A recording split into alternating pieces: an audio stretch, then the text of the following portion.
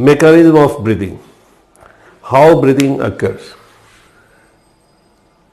So first we should know what is breathing, what actually breathing is.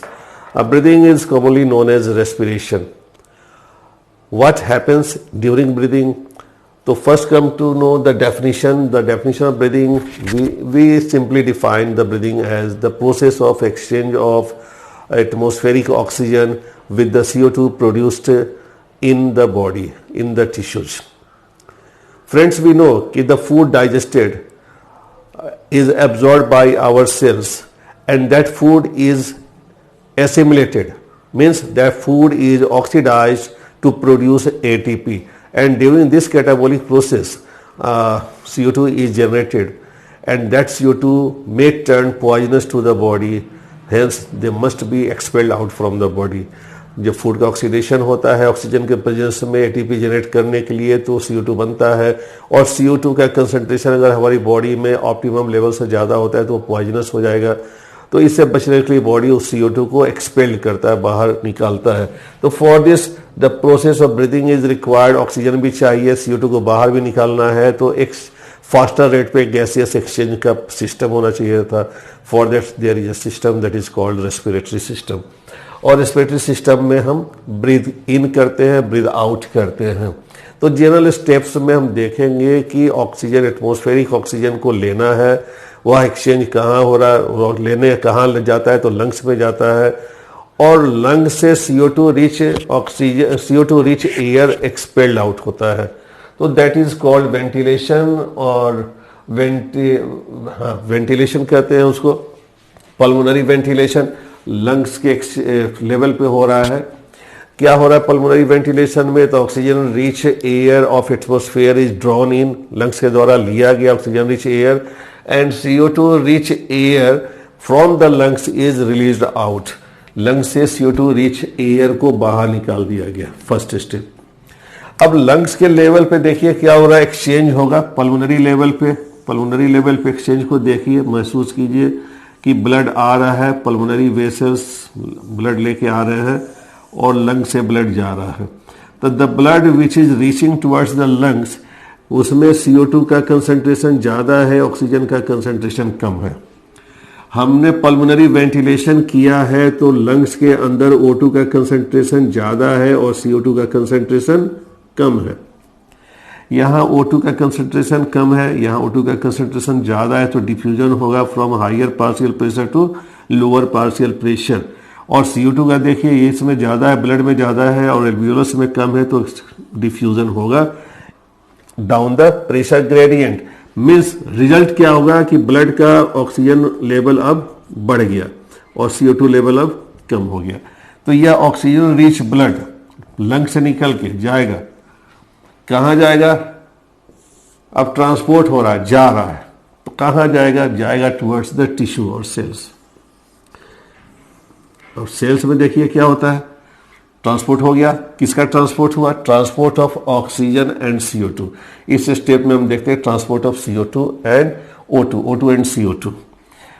चौथा step यहाँ पे हम देखेंगे exchange between blood and tissue, exchange of gases oxygen and CO2 between blood and tissue. तो ये blood vessels लेके blood आ रहे हैं, that blood is oxygen rich, यहाँ पे ऑक्सीजन का कंसंट्रेशन ज़्यादा है और CO2 का कंसंट्रेशन कम है। टिश्यू में ऑक्सीजन यूटिलाइज हो गया, ATP जनरेट हो गया, ऑक्सीजन खर्च हो गया, तो ऑक्सीजन का कंसंट्रेशन क्या हो गया? कम हो गया। ऑक्सीजन यूटिलाइज हुआ है, फूड बर्न हुआ, ATP जनरेट हुआ है, मीन्स CO2 का कंसंट्रेशन ज़्यादा हो गया है। कैटाबॉलिक प्रोसेस में CO2 का कंसंट्रेशन हमेशा ज़्यादा होगा।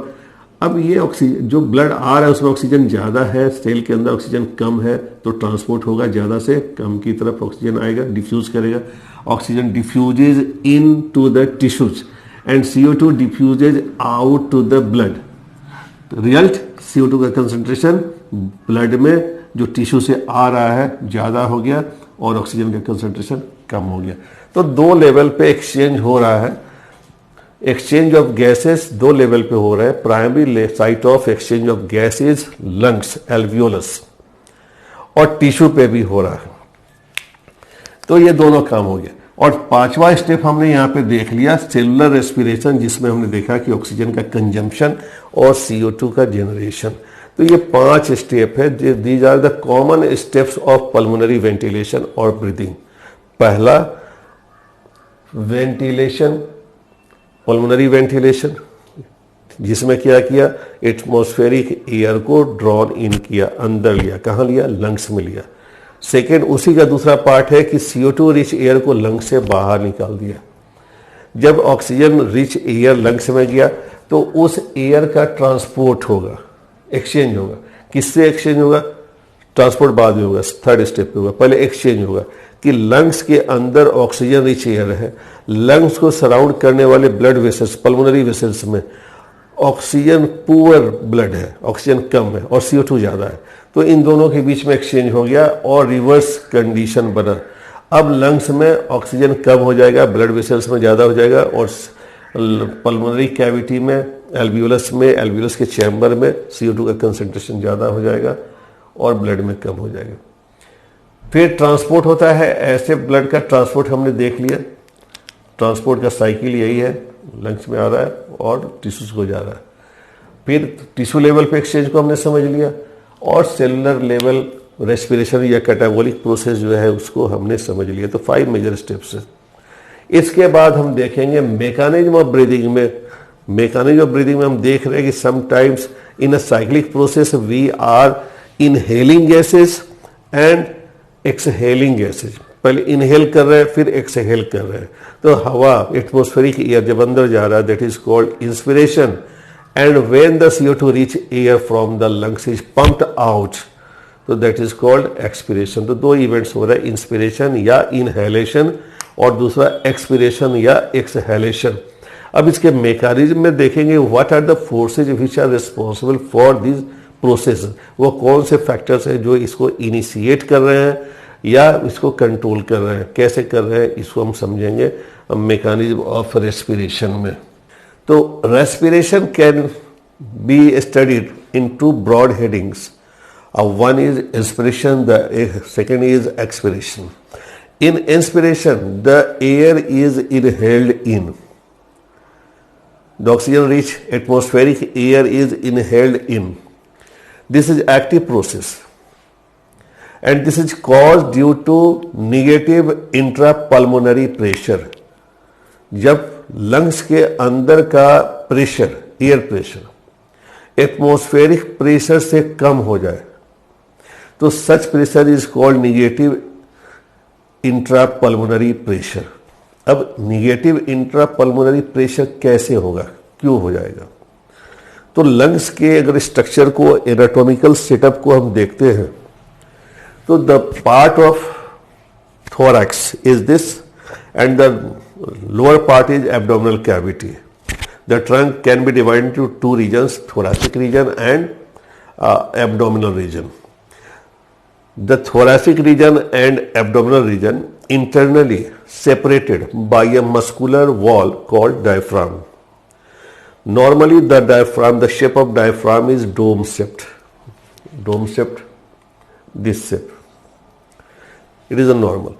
This diaphragm divide internally the trunk into thoracic cavity and abdominal cavity. 2 cavity में divide करता है। तो some muscles are there in the diaphragm. This is important component which is involved in inspiration. Second, the lungs, thoracic cavity contains the lungs. The lungs is surrounded by 2 pleural membranes, double layered pleural membranes. Pleural membranes are there which contain inside them in the intrapleural chamber the fluid which prevent the lungs from the friction. The outer membrane is parietal pleural membrane and the inner one which is touching the lungs is called visceral pleural membrane. The pleura containing the lungs is located in an airtight chamber. The chamber comprises of ventral sternum and ribs, dorsal spinal cord and ribs, lateral ribs, and in the lower side, posterior side, by the diaphragm. The anatomical setup of this thoracic chamber is such that any change in volume of thoracic chamber is reflected in the change in volume of pulmonary intrapulmonary volume, change in pulmonary volume.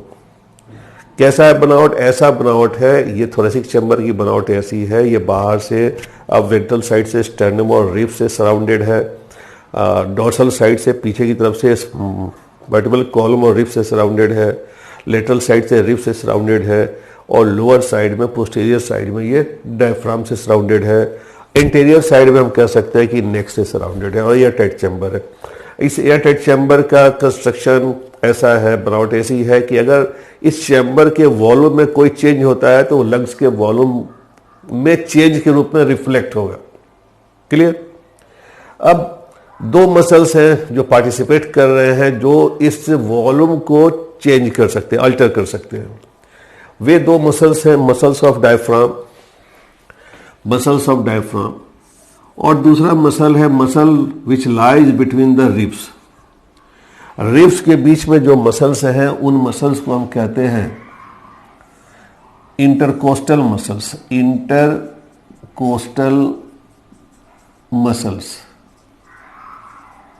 Intercostal muscles की बनावट देखिए कि intercostal muscles दो ribs के बीच में arrange है, मौजूद है। अब ये जो दो मसल्स हैं, इसमें जो बाहर की तरफ है उसे कहेंगे एक्सटर्नल इंटरकोस्टल मसल। तो बाहर की तरफ ये दिख रहा है हमें, एक्सटर्नल इंटरकोस्टल मसल। जो अंदर की तरफ है उसे कहेंगे हम लोग इंटरनल इंटरकोस्टल मसल। तो दो तरह के इंटरकोस्टल मसल्स हैं। One is external intercostal muscle, EICM, external intercostal muscle, और इसके पीछे जो है that is called internal intercostal muscle, IICM। In inspiration external intercostal muscle participates.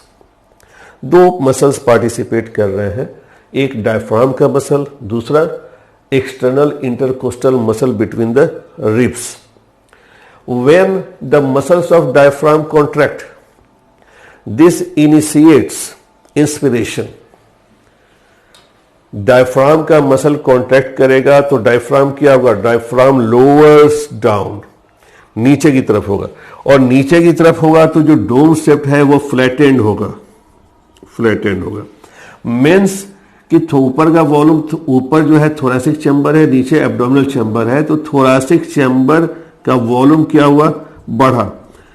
किधर से बढ़ा? In the anterior posterior axis. The axis of body from head to our foot is anterior posterior axis. इस axis में thoracic chamber का volume increase हुआ। तो this contraction of muscles of diaphragm which lowers down the diaphragm and increases the thoracic volume in anterior posterior axis initiates the inspiration। अब इसके बाद क्या होता है कि the muscles, the external intercostal muscle contracts, and due to this contraction ribs move forward and upward. Chest ribs move when we inhale, our chest expands। तो how do it expand? कैसे हो रहा है? देखो, see here, when we inhale, we feel कि our chest is, our ribs, our sternum is moving upward and forward. Means there is increase in volume of thoracic cavity in dorsoventral axis. Diaphragm result हुआ entero-posterior axis पे increase करने में, और intercostal muscle involve हो रहे हैं, thoracic volume को increase कर रहे हैं इन द डोर्सोवेंट्रल एक्सिस। अब इन दो के एक्शन से इंक्रीज हो रहा है, थोरेसिक वॉल्यूम बढ़ गया, दोनों एक्सिस पे बढ़ गया, एंटेरो पोस्टीरियर एक्सिस पे बढ़ गया और डोर्सो वेंट्रल एक्सिस पे बढ़ गया। हमने पता है कि एनाटॉमिकल सेटअप ऐसा है कि अगर थोरेसिक वॉल्यूम में चेंज हो रहा है तो that is reflected in the change in pulmonary volume, यानी कि पल्मोनरी वॉल्यूम भी बढ़ गया। अब ये पल्मोनरी वॉल्यूम बढ़ेगा तो what will happen, intra pulmonary pressure will decrease then the atmospheric pressure. Atmospheric pressure से कम हो गया लंग्स के अंदर का pressure, and due to this negative pressure generation the air from the atmosphere is force into the lungs. Thoracic volume बढ़ा, किसकी वजह से बढ़ा? डायफ्राम के लोअरिंग से बढ़ा। किसकी वजह से बढ़ा? एक्सटर्नल इंटरकोस्टल मसल के कॉन्ट्रैक्शन से बढ़ा। अब दो की वजह से थोरेसिक वॉल्यूम बढ़ गया तो लंग्स एक्सपैंड करेगा, इलास्टिक है, कोई मसल्स नहीं है लंग्स में, लंग्स स्पॉन्जी है, सॉलिड है, इलास्टिक है, एक ये वो फैलेगा तो उसके अंदर का वॉल्यूम बढ़ा, वॉल्यूम बढ़ेगा तो इंट्रापल्मोनरी प्रेशर कम हो जाएगा, वॉल्यूम बढ़ेगा, प्रेशर कम होगा, प्रेशर कम हो गया, कितना कम हो गया? एटमॉस्फेरिक प्रेशर से कम हो गया तो बाहर की हवा फोर्सफुली हमारे लंग्स में भर जाती है और हमारा लंग्स एक्सपैंड हो गया। This is called inspiration. और volume of air inhaled during inspiration can be measured by a device, और उस डिवाइस को क्या कहते हैं? स्पायरोमीटर कहते हैं। अब इस वॉल्यूम ऑफ एयर जो हम लोग इनहेल करें, एक्सेल करें, उसके मेजरमेंट से हम लोग क्लिनिकली बहुत सारा चीज एसेस कर सकते हैं। एथलीट्स का वॉल्यूम, इनहेल्ड वॉल्यूम ज्यादा होता है जनरल लोगों की तुलना में। तो this is all about inspiration, या एक्टिव प्रोसेस है and it takes about 2 second. सामान्य ब्रीदिंग में ये 2 सेकेंड लेता है। What is expiration? Expiration is passive process. कुछ नहीं होना है एक्सपिरेशन में, हम कुछ नहीं कर रहे हैं एक्सपिरेशन में, अपने आप हमारे muscles, the muscles of diaphragm relax, और डायफ्राम के मसल्स रिलैक्स होंगे तो डायफ्राम का पोजीशन फिर से डोम शिफ्ट हो जाएगा। First step, diaphragm retains its original position. Second, the muscles between the ribs, external intercostal muscle relax.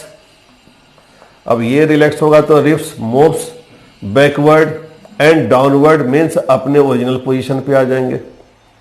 दोनों अपने ओरिजिनल पोजीशन पे आ जाएगा तो वॉल्यूम क्या हो जाएगा? थोरेसिक वॉल्यूम नॉर्मल हो जाएगा, अपने वापस जगह पे आया, नॉर्मल हो गया, मीन्स कम हो गया। अब यह कम हो गया तो पल्मोनरी वॉल्यूम क्या हो जाएगा? वो भी नॉर्मल हो जाएगा, कम हो गया, मीन्स अगला इंट्रापल्मोनरी प्रेशर ज्यादा हो गया। इंट्रापल्मोनरी प्रेशर ज्यादा होगा तो air from the lungs is pumped out to the atmosphere, बाहर निकाल दिया गया। ध्यान देने की बात है, यहां पे इंट्रापल्मोनरी प्रेशर निगेटिव है, यहां पे इंट्रापल्मोनरी प्रेशर पॉजिटिव है। It is passive pressure, it is passive process and it takes about 3 seconds, ये 3 सेकेंड लेता है। तो this is the basic concept of breathing. फिर से देखते हैं ब्रीदिंग में क्या होता है। ब्रीदिंग में हम लोग एटमॉस्फेरिक एयर को इनहेल करते हैं और लंग्स में CO2 रिच एयर को हम लोग एक्सहेल करते हैं। एटमॉस्फेरिक प्रेशर हमेशा ऑक्सीजन रिच होता है खुले एनवायरनमेंट में। तो this is the definition of respiration, definition of breathing, definition of pulmonary ventilation. Second, the general steps involve in pulmonary ventilation is, पहला कि हवा, एटमॉस्फेरिक हवा को लिया और CO2 रिच एयर को रिलीज किया। सेकेंड, पल्मोनरी एक्सचेंज कहाँ पे हो रहा है? एल्वियोलस के लेवल पे हो रहा है, लंग्स के लेवल पे हो रहा है, जहाँ पे ऑक्सीजन रिच एयर, ऑक्सीजन को एटमॉस्फेरिक एयर से अब ब्लड वेसल्स को दिया गया और ब्लड वेसल से CO2 रिच एयर को एल्वियोलस में डिफ्यूज किया गया। Second, oxygen rich blood transported होता है from the lungs to the tissues, और टिश्यूज से CO2 रिच ब्लड ट्रांसपोर्टेड होता है टुवर्ड्स द लंग्स। टिश्यू के लेवल पे एक्सचेंज ऑफ होता है, ऑक्सीजन रिच ब्लड से ऑक्सीजन सेल्स लेते हैं और अपने CO2 को ब्लड में दे देते हैं। सेलुलर रेस्पिरेशन में उस ऑक्सीजन का सेल यूटिलाइज करते हैं, फूड को ब्रेक डाउन करते हैं और CO2 जनरेट करते हैं ATP प्रोडक्शन के साथ साथ। तो this is all about breathing, अब इस ब्रीदिंग में कुछ और एडिशनल मसल्स भी इन्वॉल्व हो जाते हैं। अगर फोर्सफुल ब्रीदिंग हो रहा है तो some muscles are also taking participate. उसमें एक मसल हमारा इंटरकोस्टल मसल है, कुछ एब्डोमिनल मसल्स, फ्रेनिक मसल्स भी पार्टिसिपेट करते हैं। इसके अलावे बहुत सारे मसल्स हैं जो पार्टिसिपेट करते हैं, such as accessory inspiratory muscles हैं, sternocleidomastoid, scalenus muscles, pectoralis major, pectoralis minor, and accessory expiratory muscles भी है, rectus abdominis, oblique muscles, oblique external, oblique internal. These muscles help in forceful expiration, hence they are called accessory expiratory muscles. And the muscles such as pectoralis major, pectoralis minor, serratus anterior, serratus posterior, etc., etc., they help in forceful inspiration. So they are called accessory respiratory muscles. So these are all about muscles. Inspiration active है और ये relax होता है जब muscles तो expiration होता है. तो आई होप कि ये वीडियो आपको हेल्प कर रहा होगा, हेल्प करेगा. Thank you very much.